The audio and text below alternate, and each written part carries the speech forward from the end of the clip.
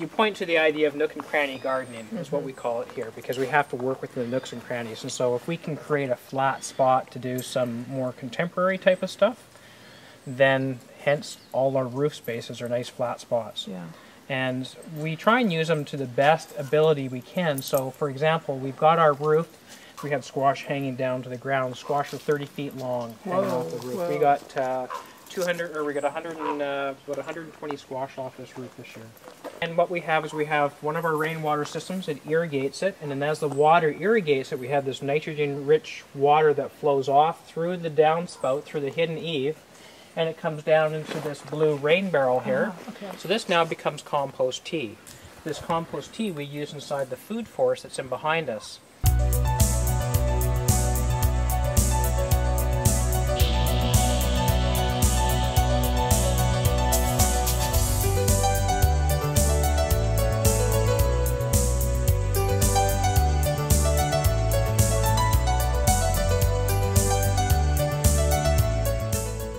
Hi, welcome to Peak Moment. I'm Janaea Donaldson.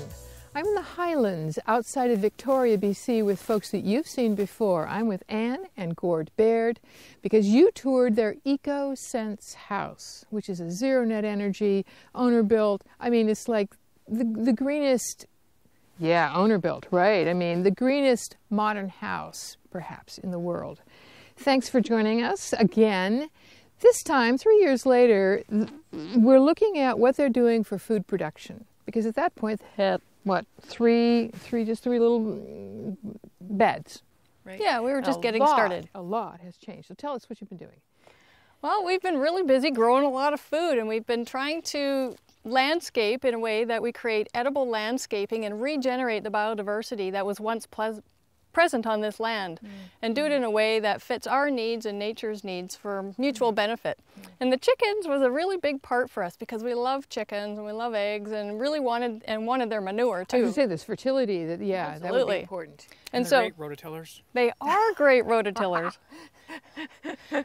So we wanted to give them a really safe chicken house because there's a lot of predators around like minks and eagles and things like that, but then give them the run of a large piece of land. And you know, it's a lot of work to go out and buy all their food all the time, so keeping with our theme, we wanted to try to grow as much of their food as we could. That's right here on this piece of land. To do for them as you're trying to do for yourselves. Yeah. Grow as much as you can right where you are. Yeah, so we were starting with a piece of land that had a lot of thistles and blackberries, so we've been working with that, and the chickens are amazing for adding fertility to the land. And they do all the rototilling too, so you don't have to do that. Great, great. So, start us out. We're at the chicken place, right? Yep, this is the chicken coop right behind us here. Okay. And it's actually an off-the-grid chicken coop. Off the grid. Yes. Okay, so there's solar panels that to do what? Well, solar panels, tiny little solar panels, and a charge controller here, and used car batteries under the chicken coop. And what that does is it powers an LED light inside on a timer. And the timer comes on in the winter to extend their daylight hours so that they lay eggs all winter. Okay, all right. Okay. Yeah, and then in the summer we operate a DC fan, so they have really good indoor air quality. So that's important for the health of a chicken. Oh wow! I mean, I've never thought about that. And one of the neatest features of this chicken coop is actually the living roof up here. Not only is it beautiful and it's habitat replacement and it's all planted with native plants, but it's also a living mini watershed for filtering the rainwater from the chickens. Okay, so the rain comes down, it gets filtered through the living roof, and then what? Yeah, and goes through these improvised gutters, a lot of recycled materials here. Oh yes, of course. Into a storage tank. So there's the rainwater filtered. Yep, and it's a used storage tank as well. Salvage everything if you can. Used, right? And then that goes into for water for the chickens. Chickens have the bad habit of standing the wrong way around in front of their drinking water, right? So you got to clean it a lot. And so we've got a recycled stainless steel sink, and when we clean that, it goes at the water, which is now gray water, right, with nutrients in it. It goes and it waters a mulberry plant. And the mulberry plant is a primary forage plant for chickens. It's going to grow up and produce a lot of food for the chickens. So that's all connected to rain. You've got a closed loop. It's a closed loop. Everything feeding the next part, the next part, the next part, all the way from the mulberries, which the chickens will feed on and come back and poop, and here we go again. Yeah, we never have to clean a gutter. So we try to create systems that work with natural systems, and they're simple and they work for everybody, so it's win-win-win. Well, I want to meet him. Well, we have to take them a bouquet then. Oh. I've got some kale. Lovely. Okay.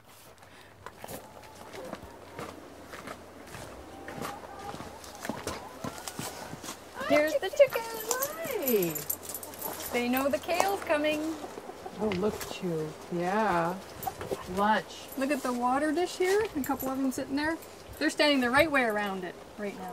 Oh, I see. Yeah, you're right, because they're not standing in their own poo. Right. And that comes from the rainwater barrel? Yep. Okay. And then when I drain it, it drains out there and waters the mulberries. So this is this is the chicken coop. That's where they nest, where they have their eggs and so on? Yep. Yep, And we so- lock them in here at night, Okay. so they're safe in here. And then during the day, they have the run of the whole fields. Yep, and up here is where they come out and hang out during the daytime. And At least we hope they hang out during the daytime. Okay. they come in and lay their eggs in there. So, because Ann and I don't like doing any hard work, we tried to design the chicken coop so it was really easy to look after And easy to clean. and easy to clean. And so what we have is we've got the laying boxes on this side. So it's really nicely set up because their roosting area is on the far side of the chicken coop, and the roosts are staggered so they don't poop on each other's head. But when they come in at night, they poop on one side of the chicken coop, On one side. Okay, that side. on the far side. Right, right. And then when they come in to lay their eggs, they don't have to walk through the poo to come in and lay their eggs. So the eggs stay cleaner. They stay, and everything is easier to clean because you only have to clean one section at a time. Mm-hmm. Mm-hmm.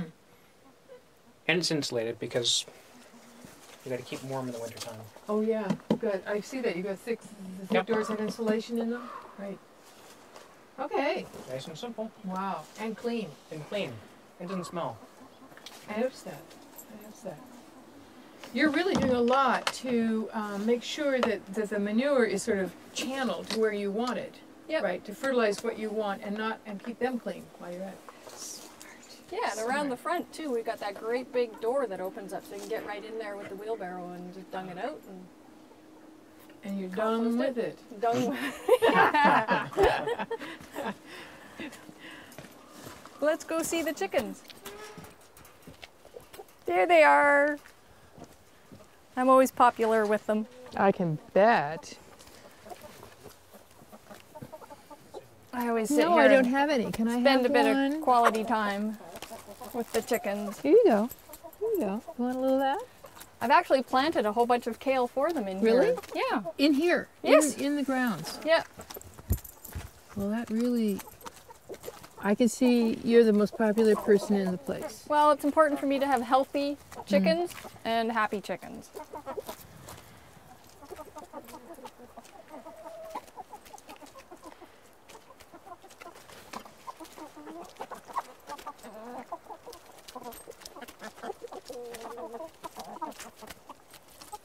So we've got 14 hens and 1 rooster. I was doing a consult, and the rooster followed me around while I was doing a consult, and so I asked if I could take him home. Oh. They that's let how you he take ended him. up. They let me take him home. He fell in love with a rooster and brought it home. Well, I expect that that's part of keeping the balance here. Yeah, he is such a gentle rooster. He's amazing. Yeah, because last night on the farm was spent sleeping with the newly born baby goats. Oh. He was cuddled. They found him cuddled up with the baby goats. Oh, sweet. Yeah. Nice. You knew he was a special one. Yeah. So what's the story with the whole this Everything has a story, right? What's this? Well, we have a lot of birds of prey around here, like eagles and hawks and things like that. And that's one way to protect them in the field, because it's important for us that chickens get to run around and be chickens all during the day. So we actually put it out to our online list that we needed some of these plates, and the same day a whole bunch arrived, and we were able to hang them up all over the place. And what they do is they reflect the light, and they're just kind of really annoying. As you can see, they're really ugly and annoying. Okay. But it's Kind of really the same as hanging distracting. a husband off there. Yeah. So shoot. Exactly. So it's working. Yeah, they catch the light, and absolutely, we haven't lost one since we did that. Oh, brilliant. Yep. I mean, yeah. Brilliant. So a way to solve the problems, Nice. simply. Nice. So there's berry bushes in here. There's a pile of dead branches. There's a living tree. Actually, What do we that's have? the mulberry that the chickens' gray water waters Oh. when we empty their sink. And that's one of the primary forage plants for chickens. So they when it gets big enough and you allow them in, Actually, it produces an incredible berry crop. This mulberry will get to be quite a wide bush, and it produces a ton of berries, which are highly nutritious both for people and the chickens. Okay. And it also gives them some shade and more protection from the predators, because chickens are naturally forest birds. And so They are? they are. They I don't didn't know like that. open fields. We always put them in open fields. But they like running around in the forest. So we're trying to create an improvised food forest in this previously impacted site. So if you look under the blackberries, look at all the tunnels they have under there. Yes. It's sort of like what you see when cattle, you know, on trees, you know, it gets up to the cattle eating level. Well, I see it. You got the run of the place, haven't you, girls? Yeah. And so they eat a ton of blackberries in there too. There's still a few left here. There you go. Oh my. Well, that just didn't last very long. Happiness. And it's October. Wow. Yep. Here you go, girls. Another one. You want to see a jumping chicken? A jumping chicken. You're good. Well, that's fun. Isn't that so fun? Oh, I love it. Now I know what I can They're do. really is friendly. Come back and visit the chickens and do some blackberry eating. So we've got some other plants that we're growing in the chicken run as well. We've got a fig tree, and we've got a bunch of hazelnuts, and even a plum tree, and that's all watered with gray water from the house.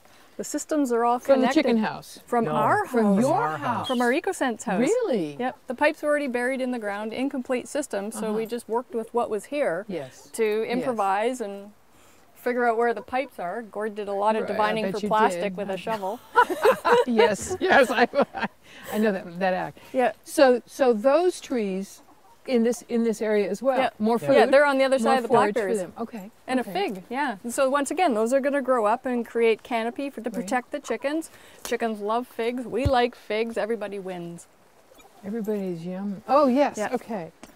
Now what's this? You've got a couple of, you know, there's what, deer fence or whatever, a couple of yards. Yeah, we've got 3 what we call chicken fields in here. And what we're doing is we're rotating the chickens through. Right now they just have access to that one in front of you. This one. Yeah, Okay. and so they've been in there digging away. And in this one over here, we've got I've got a bunch of what is wheat? it? Winter wheat planted in there. And also some fall rye planted in this other ones. And the chickens rototilled the fields for me. So they did the rototilling. Yep. You went and planted. Yep. Both of these, and now you've moved them to here. Now, will Yep. they be here all winter? Yep, they'll be here all winter. And we're actually going to be trimming a couple of trees in there to get a little bit more light. Uh-huh. And then we'll be planting buckwheat, which is another primary forage plant. So, are you having to supplement any of their in the winter with some extra grain or Yes. We anything are else? doing that. We're just starting to study how much food that we're able to produce for them. And with watching their our- food consumption go down. So rating it to the number of chickens we have compared to how many eggs we're getting a day to how much food, how often we fill up their food hopper inside. And so I know from the quality of their eggs and the color of the yolk that they're getting a lot of bugs. Okay. You can tell sure, that. Sure. So last year in this field, we grew a ton of quinoa in here and a bunch of corn. So we took the best heads of the quinoa and the best heads of the corn, and then I let the chickens in. And they got the rest of it. And they just cleaned it up, and they left the field looking like that. And because I had all these stalks still sticking up, they were able to run around inside the canopy of all these stalks and leaves, and it was protection for them again. Great. Yeah, I love the whole sense of the multi-use, the multi-aspects of both what you're growing for, you know, all balanced around them. It's all connected. We're connected to the chickens are connected to the land, we're connected to the land. The ecosystem is actually increasing here. The biodiversity is increasing compared to what it was. When we started here, 8 years ago, this was a pretty decimated place with just thistles and blackberries. That was 8 years ago today we met. 8 years ago today. Well, congratulations, happy anniversary, and wow. Seven and a half years ago we were married. Well, that's one thing I see about the two of you, is that you do not let too much moss gather on top of whatever it is you're up to with current adventure. I expect you to be totally self-sufficient in food, or 90%. You probably are almost right now. Not 80? quite, but Give you a couple years. yeah. But we That's our try to goal. create networks with other people that are doing other things, and you know, we can't just be sustainable by ourselves. We have to create community around that and share and trade. Different people are better at different things. So make sure that you've got a community around you that has that full complement of skills. Yeah, like not everybody's going to set up this kind of chicken Sure, situation. sure. But with this, we could actually have a lot more chickens, feed a lot more chickens, and then share, trade, whatever. Right. With eggs. I love sharing things. Makes me feel good. And I will tell you all, is that we've been eating some of these chickens' eggs, and they are really divine. And we're picky. I mean, eggs are an important part of our diet. It's like, they're happy, and so are we.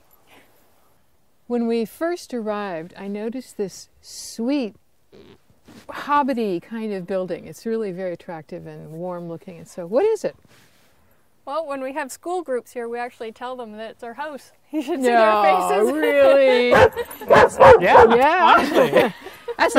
That's a small footprint. It is, yes. Bunny. But it's actually a very beautiful little building, and it's our root cellar. Root cellar. Yes. Okay. Normally people dig a hole down in yeah. the earth to do that, but we live on a rock here that's very difficult to build on, and it hasn't got a lot of soil and stuff. So what we did, instead of digging down into the earth, we built the earth up to build our root cellar.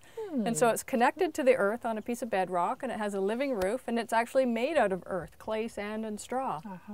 Nice. In the same way as our house. So it's a very symbolic root cellar for us. Not only can we store all of our food in there, we also decorated it with some creatures that we share the land with. Like there's a tree frog, which is above the door, and actually when we were building there was a little tree frog that liked to sit on the little door. Oh, So it's very love symbolic. it. But that's an amphibian, which is an indicator species of an ecosystem. They're very sensitive. And Kind of so like redheads. Like redheads. Yeah. And so if we harm our ecosystem, a frog is going to be like the first one to show the signs, right? And so we share this land with the frogs. We also share this land with different rock lizards, which are our lizard, or they're a reptile. So they're also very sensitive indicator species. And we have lots of those on this piece of land too, especially in our gardens. Aha! And they eat little slugs and stuff, so they're great. So you're happy. that Absolutely. you've got And they're plentiful beautiful. here. They're beautiful. And this is a dragonfly, which we also have lots of. Now, it's one of the most ancient flying insects that we have. It's been around virtually unchanged for millions of years. And so it's a symbol of being resilient. And these are all values that are really important to us. So we wanted to decorate our root cellar with species that are important to this piece of land, and to show that we can develop our own land that meets our needs in a way that actually is mutually beneficial to the ecosystem. It also feels to me that in part you're calling in the other allies from the animal world through them to welcome them here, to be totem animals, whatever, to really symbolize that symbiotic relationship that you're building with everybody here. Yeah, it feels good. We have a few symbiotic relationships inside too. Oh, let's see.